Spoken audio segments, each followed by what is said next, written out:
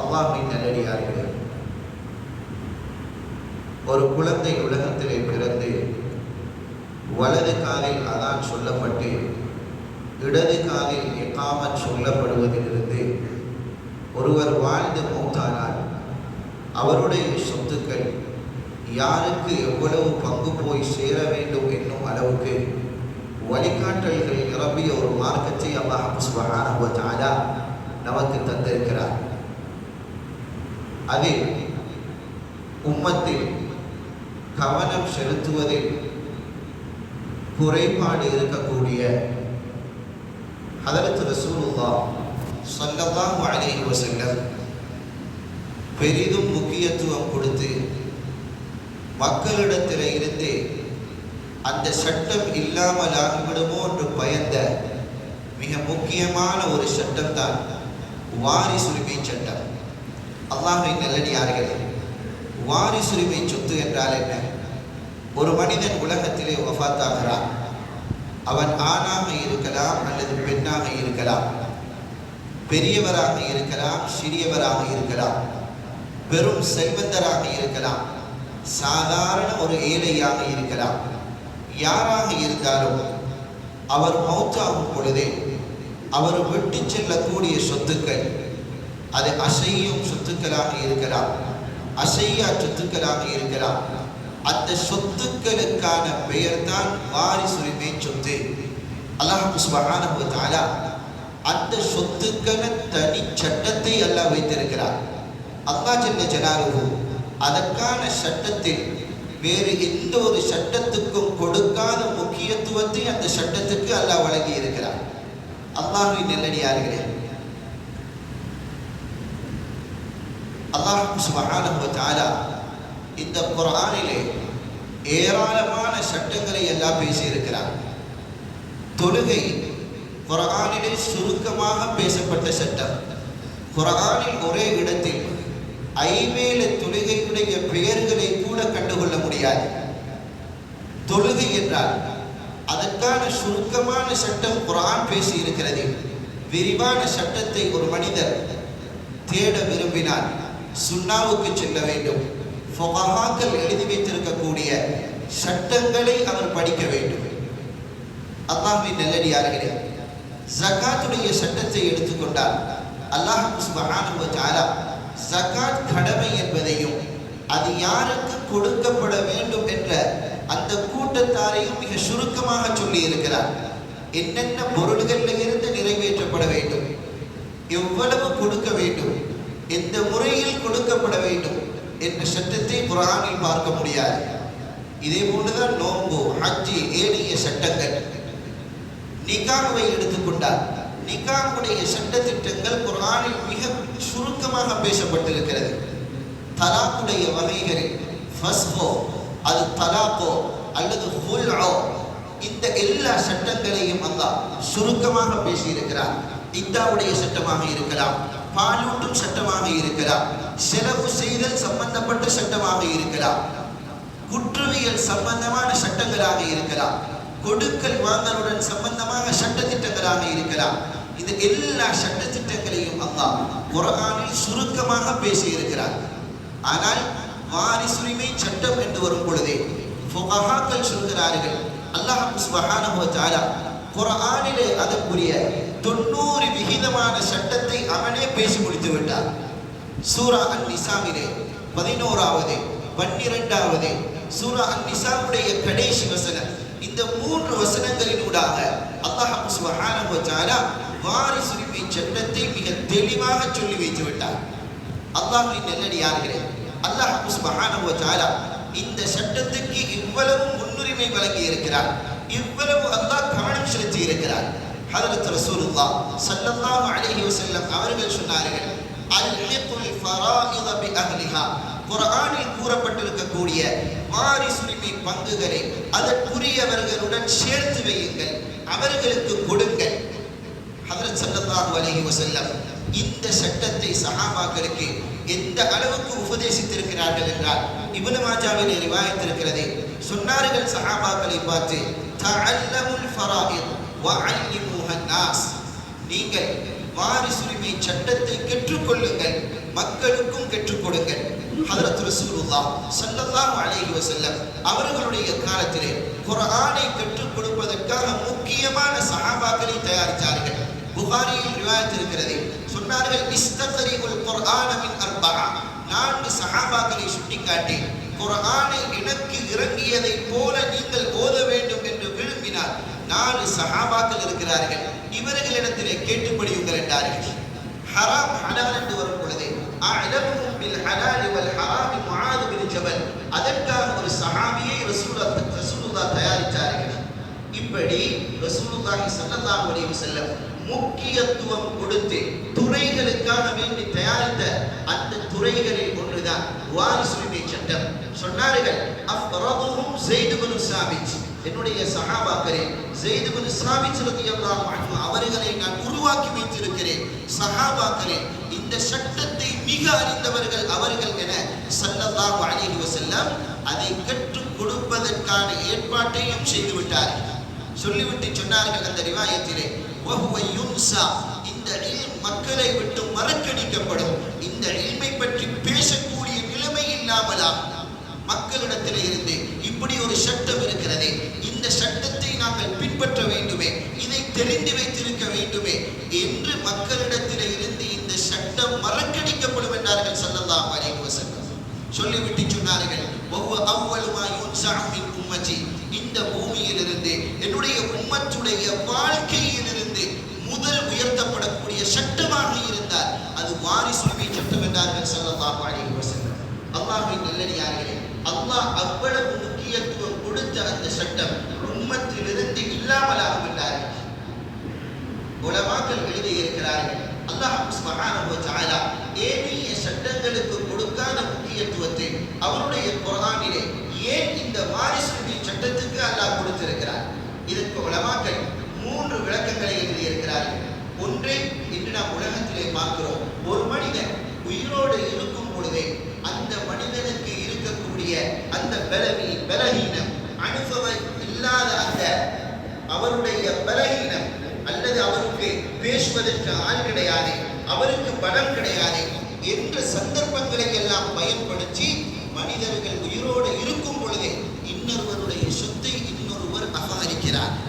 இன்று உலகத்திலே பார்க்கிறோம் நிதர்சனமாக. சொந்த தம்பி, சொந்த உறவு, இரத்த உறவு, இவருக்கு ஏதோ அவர் ஒரு வீட்டை கட்டிக்கொள்ளும் வரை என்னுடைய ஒரு வீடு இருக்கிறது, இதை பயன்படுத்திக் கொள் என்று கொடுத்ததும் 1 வருடத்தில் அவர் பொய்யான டாக்குமெண்ட்டுடன் வந்து நிற்கிறார். இது என்னுடைய வீடு என்பதாக அவருக்குள்ள அதிகாரத்தை பயன்படுத்துகிறார், அவருக்கு இருக்கக்கூடிய அந்த பவரை பயன்படுத்துகிறார்.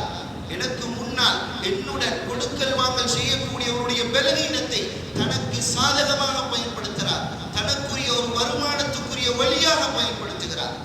அல்லாஹ்வின் நல்லடியார்களே, இன்று பார்க்கிறோம், தன்னுடன் வியாபாரத்தில் ஈடுபட்ட நண்பர் ஏதோ வாழ்க்கையில் ஒன்றை அடைந்து கொள்ள வேண்டுமே என்பதாக தனக்கென்றிருந்த ஒரு கடை துண்டை எழுதி அவருக்கு கொடுக்கிறார். உனக்கு ஒரு ஏற்பாடு நடைபெறும் வரை இந்த கடையை நீ பயன்படுத்திக் கொள் என்று கொடுத்ததும் 2 வருடங்களில் அவர் பொய்யான டாக்குமெண்ட்டுடன் வந்து நிற்கிறார்.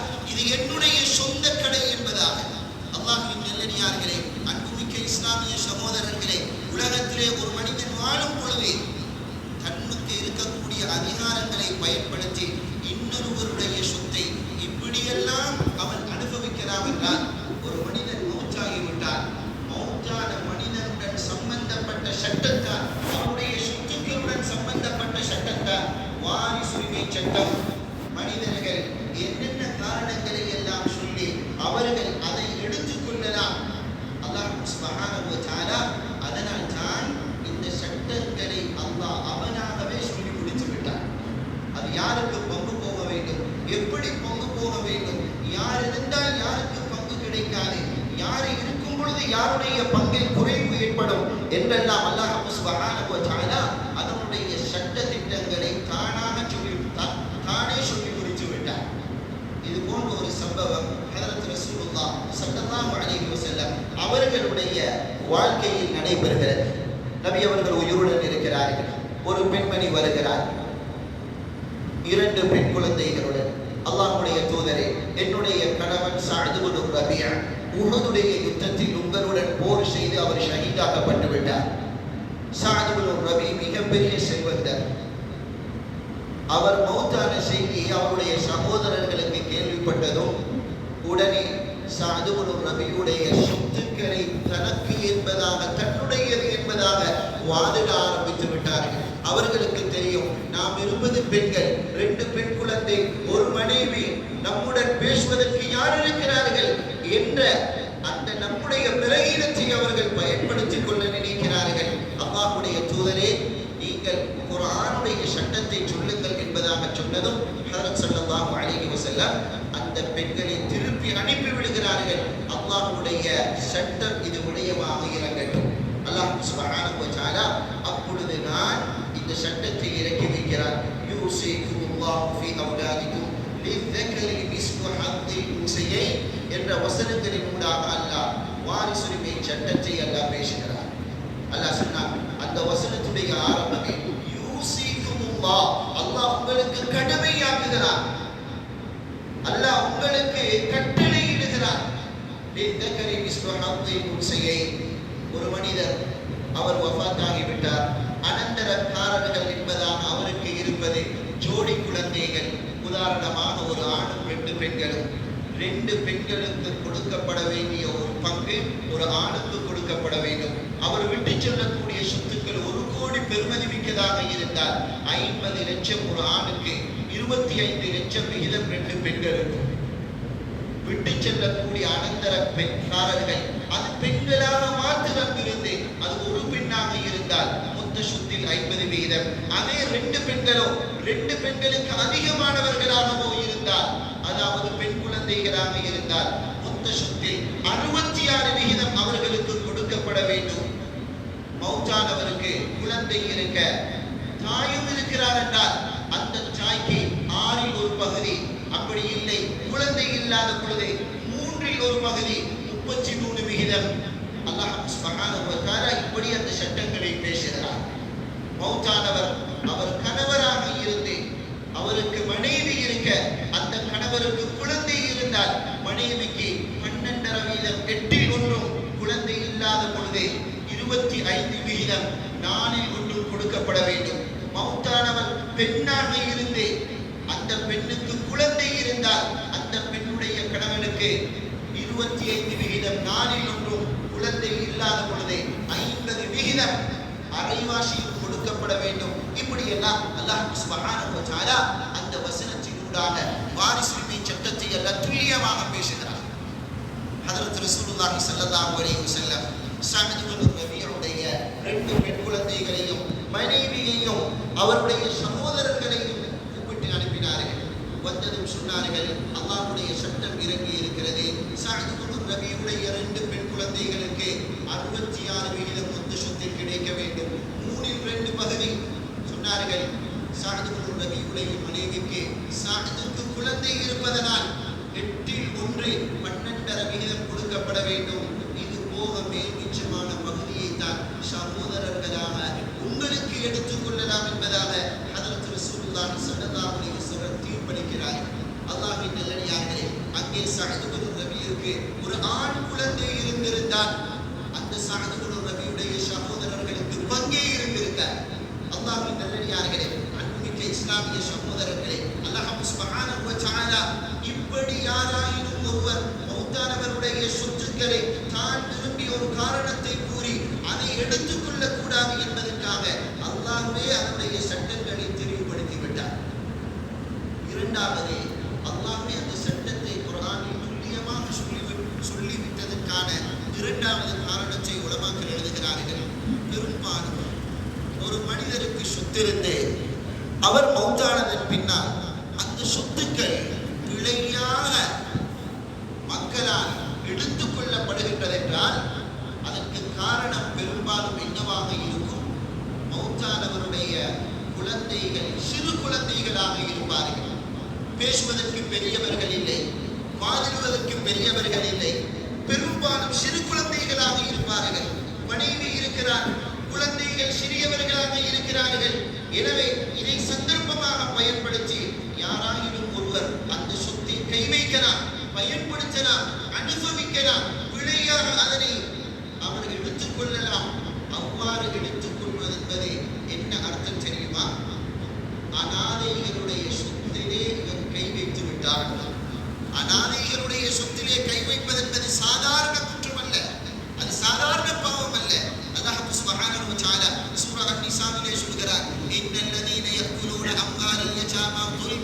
யாரெல்லாம் அனாதைகளுடைய சொத்துக்களை அநியாயமாக சாப்பிடுவார்களோ இன்னமா யகுலூன ஃபீ புதூனிஹிம் நாரா, அவர்களுடைய உள்ளத்தில் அவர்களுடைய வயிற்றிலே அவர்கள் நெருப்பை போட்டுக் கொள்கிறார்கள்.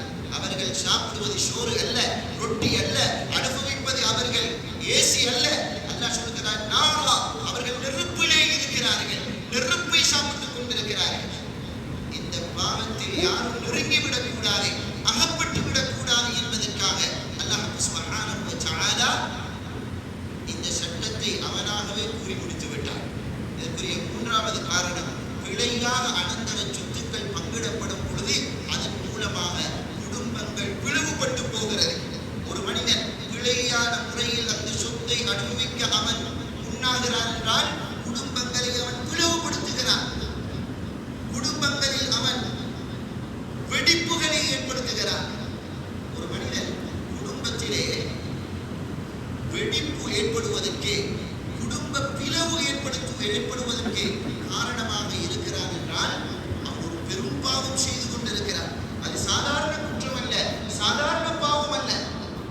அல்லாஹ் சுப்ஹானஹு வ தஆலா சில பாவங்களுக்கு அவனே குர்ஆனில் சாபமிட்டு இருக்கிறார். சாபம் என்பது பதுவா என்பது சாதாரணம் அல்ல. நபி ஸல்லல்லாஹு அலைஹி வஸல்லம் அவர்கள் சொல்கிறார்கள், முஆத் பின் ஜபல் ரலியல்லாஹு அன்ஹு அவர்களை ஜகாத் வசூலித்து வருவதற்காக அனுப்பும் பொழுது சொன்னார்கள், நீங்கள் பிழையாக வசூல் செய்து விட வேண்டாம்.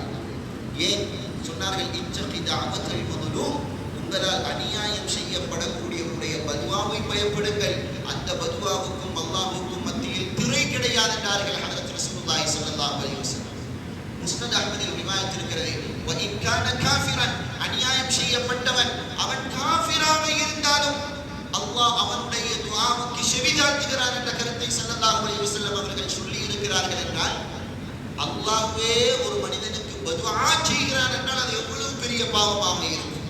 அந்த பாவங்களில் ஒன்றுதான் யாரெல்லாம் குடும்ப முறிவுக்கு காரணமாக இருக்கிறார்களோ அல்லாஹ் சொல்கிறான், உலாஇக லஹுமுல் லஅனா, அவனுக்கு நாசம் உண்டாகட்டும். அல்லாஹ்வின் நல்லடியார்களே, யாரும் இந்த பாவத்தில் சிக்கிவிடக் கூடாது என்பதற்காக வாரிசுரிமை சட்டத்தை அல்லாஹ் முழுமையாக அவனாகவே கூறி முடித்து விட்டார். அல்லாஹ்வின் நல்லடியார்களே, அன்புமிக்க இஸ்லாமிய சகோதரர்களே, அவ்வளவு குர்ஆன் முக்கியத்துவம் கொடுத்த ஒரு சட்டத்தான் வாரிசுரிமை சட்டம். அதனால்தான் நம்முடைய முன்னோர்களை பார்க்கலாம், சாலிஹீன்கள் என்ற பட்டியலில் பெயர் பிடித்த அத்துணை மக்களுடைய சரித்திரங்களையும் பார்த்தால் குறிப்பாக வாரிசுரிமை சட்டம் என்றால் அவர்கள் மிக பெரும் பேணுதல் உள்ளவர்களாக இருந்திருக்கிறார்கள். இமாம் இப்னு ஜௌஸி ரஹ்மத்துல்லாஹி அலைஹி அவர்கள் தன்னுடைய சிஃபத்து ஸஃபா என்று சொல்லக்கூடிய அந்த கிதாபிலே ஒரு சம்பவத்தை பதிவு செய்திருக்கிறார்கள். தாபிஈங்களுடைய காலத்திலே நடந்த ஒரு சம்பவம். ஒரு தாபிஈ அவர் மிகப்பெரிய செல்வந்தர். அவர் திருமணம் முடிக்கிறார். திருமணம் முடித்து சில காலங்களில் அந்த மனைவிக்கு தெரியாமல் தான் ஒரு இரண்டாவது திருமணத்தையும் அவர் முடித்துக் கொள்கிறார். இந்த செய்தி முதல் மனைவிக்கு கேள்விப்படுகிறது. உடனடியாக தன்னுடைய அடிமையை அழைத்து அமானிதமாக இந்த செய்தியை சொல்லி இந்த செய்தியுடைய உண்மை நிலவரத்தை அவர்கள் அறிந்து கொள்கிறார்கள். செய்தி உண்மைதான். அந்த அடிமையை அழைத்து சொன்னார்கள், என்னுடைய கணவன் இரண்டாவது திருமணம் எங்கு செய்திருக்கிறார்கள், எந்த பெண்ணை திருமணம் முடித்திருக்கிறார்கள், அந்த பெண்ணுடைய வீடு எங்கே இருக்கிறது, இவைகளை எல்லாம் நீ அடையாளம் கண்டு கொண்டு வர வேண்டும். ஆனால் இது எனக்கும் உனக்கும் மத்தியில் உள்ள ரகசியம், மூன்றாவது ஒருவருக்கு இது தெரியக்கூடாது. அந்த பெண்ணை அனுப்பி வைக்க அந்த அடிமை பெண் அந்த எல்லா அடையாளங்களையும் தெரிந்து கொண்டு முதல் மனைவியிடம் வந்து விஷயத்தை கூற மௌனமாக இருந்து விடுகிறார்கள். இப்படியே காலம் ஓடுகிறது. சிறிது காலத்தில் தன்னுடைய பெரும் கோடீஸ்வரர் கணவர் மௌத்தாகி விடுகிறார். மௌத்தானதும் அந்த அடிமையை அழைத்து சொன்னார்கள், அந்த பெண்மணி, என்னுடைய கணவனின் மூலம் எனக்கு குழந்தை இருக்கிறது, அதனால் என்னுடைய கணவனுடைய மொத்த சொத்தில் மனைவிமார்களுக்கென்று 8 பகுதி தான் கிடைக்க வேண்டும், 12 விகிதம். அந்த 12 விகிதத்தில் எத்தனை மனைவிமார்கள் இருக்கிறார்களோ அத்துணை மனைவிமார்களும் அதிலே பங்குதாரிகள். எனவே என்னுடைய கணவனுக்கு இன்னொரு மனைவி இருப்பது நமக்கு தெரியும். இந்த 12.5 விகிதத்தில் 50 விகிதம் எனக்குரியது, இன்னொரு 50 விகிதம் அந்த பெண்ணுக்குரியது. அதை கையிலே கொடுத்து அந்த பெண்ணிடம் கொடுத்து வர சொன்னார்கள். சுப்ஹானல்லாஹ். அல்லாஹ்வின் நல்லடியார்களே, அந்த அடிமை பெண் அந்த அனந்தர சொத்தை எடுத்துக்கொண்டு அந்த பெண்ணிடம் போய் அந்த பெண்ணுடைய வீட்டுக்கு முன்னால் இருந்து கதவை தட்டுகிறார். கதவு திறக்கப்படுகிறது. உள்ளே போய் இந்த பெரும் தொகையை அந்த பெண்ணிடம் ஒப்படைக்க அந்த பெண் எடுக்க மறுத்து விட்டார். அந்த பெண் சொன்னால், உண்மையிலே அவர் என்னுடைய கணவராக இருந்தால் சில மாதங்களுக்கு முன்னால் எனக்கும் அவருக்கும் மத்தியில் ஒரு தகராறு ஏற்பட்டது. அவர் என்னை முத்தலாக் தந்து விட்டார். நான் இப்பொழுது அந்த முத்தலாக்குடைய இத்தாவிலே இருந்து கொண்டிருக்கிறேன். முத்தலாக் கொடுக்கப்பட்ட பெண் இத்தாவில் இருக்கும் பொழுது கணவன் வஃபாத்தானார். அந்த கணவனுடைய சொத்தில் அந்த மனைவிக்கு பங்கு கிடையாது. அதனால் இது எனக்கு சேர வேண்டியது அல்ல, முதல் மனைவிக்கு மொத்தமாக கொடுத்து விடுங்கள் என்பதாக சொல்லி அனுப்புகிறார்கள். அல்லாஹ்வின் நல்லடியார்களே, அன்புமிக்க இஸ்லாமிய சகோதரர்களே, இதுதான் நம்முடைய முன்னோர்கள் அவர்களுடைய வாழ்க்கையில் இந்த வாரிசுரிமை சட்டத்திலே வைத்திருந்த பேணுதல். ஒரு ரூபாய் கூட தனக்கு இல்லாத உண்டு தவறாக வந்துவிடக் கூடாது. ஏன் அல்லாஹ் குர்ஆனிலே அவ்வளவு முக்கியத்துவம் கொடுத்த சட்டம் மனிதர்களுடைய வாழ்க்கையிலிருந்து இல்லாமலாகும் ஹஜ்ரத் ரசூலுல்லாஹி ஸல்லல்லாஹு அலைஹி வஸல்லம் எச்சரிக்கை செய்த சட்டம். எனவே இந்த சட்டத்திலே அவர்களுக்கு பெரும் கவனம் இருந்திருக்கிறது. அந்த காலத்திலே மட்டுமல்ல, சமீபத்திலே வாழ்ந்து மறைந்த பெரும் உலமாக்கள், பக்குவம் மிக்க மகான்கள், அவர்களுடைய வாழ்க்கையிலும் யாரெல்லாம் இந்த சட்டத்தை பாரதூரத்தை முழுமையாக விளங்கி இருந்தார்களோ அவர்கள் வாழ்க்கையில் பெரும் பேணுதலாக இருந்திருக்கிறார்கள். பாகிஸ்தானுடைய மிகப்பெரிய ஆலிம் முஃப்தி ஷஃபீ ரஹிமஹுல்லாஹ் அவர்களுடைய மகன் தான் முஃப்தி சக்கி என்று இருந்து கொண்டிருக்கிறார்கள். இன்னைக்கு இஸ்லாமிய வங்கிகளை வழிநடாத்துகிறார்கள். முஃப்தி சக்கி மகன் அவர்கள் தந்தையுடைய ஒரு சம்பவத்தை எழுதி வைத்திருக்கிறார்கள். முஃப்தி ஷஃபீ ரஹிமஹுல்லாஹ் 1976 அவர்கள் மௌத்தாகிறார்கள். பாகிஸ்தான் கராச்சியிலே அவர்கள் அடக்கம் செய்யப்பட்டார்கள். அவர்களுடைய ஜனாசாவிலே கலந்து கொள்ள பலரும் ஒன்று கூடினார்கள். இந்தியாவிலே அந்த ட்ரெயினுடைய அந்த பிரயாண தொடர்பு இருந்ததனால் பெரும் தொகை மக்கள் இந்தியாவிலிருந்து வந்திருந்தார்கள். அப்படி இந்தியாவிலிருந்து அவர்களுடைய ஜனாசாவிலே கலந்து கொள்ள வந்த மிகப்பெரிய ஒரு மகான் தான் டாக்டர் அப்துல் ஹை ஆரிஃபி ரஹிமஹுல்லாஹ். மிகப்பெரிய சூஃபி மகானாக இருந்தார்கள். பலர்களும் அவர்களுடன் பயிற்சி செய்திருந்தார்கள். டாக்டர் அப்துல் ஹை ஆரிஃபி ரஹிமஹுல்லாஹ் அவர்கள் இந்த ஜனாசாவிலே கலந்து கொண்டு விட்டு மீண்டும் அவர்கள் ஊருக்கு திரும்புவதற்காக செல்கிறார்கள். ஆனால் அவர்களுக்கு அன்று ட்ரெயின் டிக்கெட் கிடைக்கவில்லை. முஃப்தி சக்கி சொல்கிறார்கள், இதை நான் ஒரு சந்தர்ப்பமாக பயன்படுத்திக் கொண்டேன். இவ்வளவு பெரிய மகான் நம்முடைய ஊருக்கு வீட்டுக்கு வந்திருக்கிறார். அவர்களை ஒரு நாள் நம்முடைய மதுரசாவிலே வைத்து அவர்களுக்கு ஹிதுமத் செய்யலாம், அவர்களிடமிருந்து பெரும் உபதேசங்களை நாங்கள் கேட்டுக்கொள்ளலாம் என்று எண்ணி அவர்களை நான் மதுரசாவுக்கு அழைத்து வந்தேன். அன்று தங்கினார்கள். சொன்னார்கள், இரவில் ஒரு சம்பவம் நடைபெறுகிறது. டாக்டர் அப்துல் ஹை ரஹிமஹுல்லாஹ் அவர்களுக்கு கடுமையான தலைவலி ஏற்பட்டது. சொன்னார்கள், தலைவலியாக இருக்கிறது, மருந்து ஏதும் இருந்தால் கொண்டு வாருங்கள். முஃப்தி சக்கி சொல்கிறார், நான் ஒரு மருந்து டப்பாவை எடுத்துக்கொண்டு போனேன்.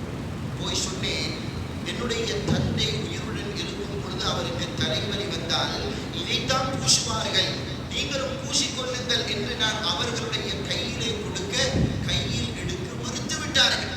சொன்னார்கள் டாக்டர் அப்துல் ஹை ரஹிமஹுல்லாஹ் முஃப்தி சக்கியை பார்த்து, உங்களுடைய தந்தையை தானே நாங்கள் அடக்கம் செய்து விட்டு வந்திருக்கிறோம். தந்தை மௌத்தாகி விட்டார்கள். ஒரு மனிதர் மௌத்தாகிறார், அவர் விட்டு செல்லக்கூடிய சொத்துக்கள் அனைத்தும் அவருக்கு சொந்தமானது அல்ல. அதற்கென அவர்களுடைய அனந்தரக்காரர்கள் உரிமையாளர்களாக மாறிவிடுவார்கள். எனவே நீங்கள் கொண்டு வந்திருக்கக்கூடிய இந்த மருந்திலே உங்களுக்கும் உரிமை இருக்கிறது, தாய்க்கும் உரிமை இருக்கிறது, சகோதர சகோதரிகளுக்கும் உரிமை இருக்கிறது. அவர்களுடைய அனுமதி இல்லாமல் எனக்கு தொட முடியாது என்றார்கள். அல்லாஹ்வின் நல்லடியார்கள், முஃப்தி சக்கி இந்த சம்பவத்தை எழுதிவிட்டு சொல்கிறார்கள், அன்றுதான் சூரா அன்-நிசாவுடைய ஒரு வசனத்துடைய தஃப்சீரை படித்தேன். அல்லாஹ் குர்ஆனிலே சூரா அன்-நிசாவிலே பேசுகிறார். லிர்ரிஜாலி நஸீபும் மிம்மா தரக்கல் வாலிதானி வல் அக்ரபூன் வலின்னிசாஇ நஸீபும் மிம்மா தரக்கல் வாலிதானி வல் அக்ரபூன். அனந்தர அந்த உரிமையை பேசும் பொழுது மிம்மா கல்ல மின்ஹு அவ் கஸூர், அந்த அனந்தர சொத்து என்பது குறைவாக இருந்தாலும் சரி கூடுதலாக இருந்தாலும் சரி அதில் உரிமை இருக்கிறது என்று அல்லாஹ் சொன்னானே, அன்றுதான் அந்த குறைவு என்ற அந்த சொல்லுக்குரிய தஃசீரை படித்தேன் என்றார்கள். அல்லாஹ்வின் நல்லடியாரே, வாரிசுரிமை சட்டம் என்பது சாதாரணமானது அல்ல. நான் நினைத்த காரணங்களை சொல்லி அதனை எடுக்கவும் முடியாது, உரிமை உள்ளவர்களுக்கு கொடுக்காமல் தடுக்கவும் முடியாது. இன்று பொதுவாக வாரிசுரிமை சட்டம் என்றால் அதை எப்படி பங்கு வைத்துக் கொள்கிறார்கள் சிலர்கள். இது என்னுடைய தந்தையுடைய ஞாபகார்த்தமாக அவருடைய ஒச்சை எடுத்துக் கொள்கிறேன் என்கிறார். நான் பக்கத்திலிருந்து என்னுடைய தாய்க்கு கடந்த 4 வருடங்கள் ஹிதுமத் செய்திருக்கிறேன், அதனால் நெக்லஸ் எனக்கு. இன்னும் சிலர்கள் யோசிக்கிறார்கள், மூத்த மகனுக்கு கொடுக்க வேண்டியதில்லை, ஏன் அவர் இருப்பது ஜப்பானில், அவர் இருப்பது பெரிய செல்வ செழிப்புடன் வாழ்ந்து வருகிறார், அவருக்கு பங்கு கொடுக்க வேண்டியதில்லை. இன்னும் சிலர்கள் யோசிக்கிறார்கள், என்னுடைய இன்ன மகன் என்னுடைய திருப்தியுடன் திருமணம் செய்து கொள்ளவில்லை, என்னுடைய திருப்தி இல்லாமல் இந்த இடத்தில் திருமணம் செய்திருக்கிறார், அதனால் அவனுக்கு பங்கு கொடுக்க மாட்டேன். இன்னும் சிலர்கள் யோசிக்கிறார்கள், சிறுவர்களாக இருக்கிறார்கள், இவர்களுக்கு எதற்காக இந்த பங்கு? அல்லாஹ்வின் நல்லடியார்கள், நாம் காரணங்களை சொல்லி பங்கை எடுக்கவும் முடியாது, நாம் நினைத்த காரணங்களை சொல்லி பங்கை தடுக்கவும் முடியாது. அதற்கு அல்லாஹ் ஒரு சட்டத்தை வைத்திருக்கிறான் என்றால், அதற்கு குர்ஆனில் இவ்வளவு பெரிய முக்கியத்துவம் கொடுக்கப்பட்டிருக்கின்றது என்றால், இந்த சட்டம் சாதாரணமானது அல்ல. உலகத்திலே நாம் வாழும் பொழுதே வாரிசுரிமை சட்டத்தை நாம் விளங்கி இருக்க வேண்டும். நமக்கு வரக்கூடிய வருமானங்கள் மார்க்க அடிப்படையில் எந்த வகையை சார்ந்தது, அதிலே எனக்கு எந்த அளவுக்கு உரிமை இருக்கிறது, எனக்கு எந்த அளவுக்கு அனுமதிக்கப்பட்டிருக்கிறது என்பதை எல்லாம் நாங்கள் சரியான முறையில் படிக்க வேண்டும். இந்த ஹுத்பாவிலே வெறும் அதனுடைய முக்கியத்துவத்தை பேசுவதுதான் நோக்கமே ஒழிய, அதனுடைய சட்ட திட்டங்களை உலமாக்களிடத்திலே போய் சம்பந்தப்பட்டவர்கள் அதனை சரியாக படித்து அதனுடைய சட்டத்தை நாங்கள் நம்முடைய வாழ்க்கையிலே எடுத்து நடக்க வேண்டும். அல்லாஹ்வின் நல்லடியார்களே, சில பாவங்கள் இருக்கிறது, அதனுடைய தௌபா என்பது அதை அழுதால், அது அல்லாஹ்விடத்திலே அழுகையின் மூலம் முன்வைத்தால் அதனுடைய தௌபா நிகழ்ந்துவிடும். இன்னும் சில பாவங்கள் அதனுடைய தௌபா லேசானது அல்ல, அதில் ஒரு பாவம் தான் பிழையான முறையில் இன்னொருவருக்கு சேர வேண்டிய அனந்தர சொத்தை தான் எடுத்துக் கொள்வது. இது எங்கு பிழை நடக்கிறதோ அந்த பிழை அதனுடன் முடிந்து போகாது, தலைமுறையாக அந்த பிழை இருந்து கொண்டே இருக்கலாம். இதனுடைய தௌபாவுடைய அளவுக்கு நல்ல ஒரு உதாரணம் தான் அந்த 3 குகைவாசிகளும் சென்றார்களே, குகைக்குள் அகப்பட்டுக் கொண்டார்களே, அதில் ஒருவர் கேட்ட துஆவை பாருங்கள். யா அல்லாஹ், என்னிடம் ஒரு மனிதர் கூலிக்கு வேலை செய்தார், ஒரு நாளுடைய கூலி எடுக்காமல் சென்று விட்டார், நான் அந்த கூலியை வைத்து விவசாயம் செய்தேன், சிறியதாக ஆரம்பிக்கப்பட்ட அந்த விவசாயம் பெருத்தது, கால்நடைகள் மந்தைகளாக மாறியது. சற்று காலம் கழித்து அந்த மனிதர் வந்து என்னுடைய கூலியை தாண்டு கேட்டதும், இதோ இங்கே இருக்கக்கூடிய விவசாயம் கால்நடைகள் மந்தைகள் அத்துணையும் உனக்குரியதுதான் என்பதாக அந்த மனிதனுடைய ஹக்கிலிருந்து வளர்ச்சி அடைந்ததையும் அப்படியே முழுமையாக கொடுத்து விட்டாரே. அதை சொல்லி அல்லாஹ்விடம் துஆ செய்ததும் அந்த அடைபட்டிருந்த அந்த வாயில் அந்த கல்லு திறந்து கொண்டதே. இது மாதிரியான ஒரு தௌபா தான் வாரிசுரிமை சட்டத்திலே பிழை ஏற்பட்டு அந்த பிழை தொடர்ச்சியாக தலைமுறையாக வந்திருந்தால் அதற்குரிய தௌபாவும் அதற்கான முன்மாதிரியும் இதுதான். அல்லாஹ்வின் நல்லடியார்களே, அன்புமிக்க இஸ்லாமிய சகோதரர்களே, அதனால் இந்த சட்டத்தை நாங்கள் முக்கியத்துவமாக எடுக்க வேண்டும், படிக்க வேண்டும். அல்லாஹ் அப்படிப்பட்ட நல்லவர்களுடைய கூட்டத்தில்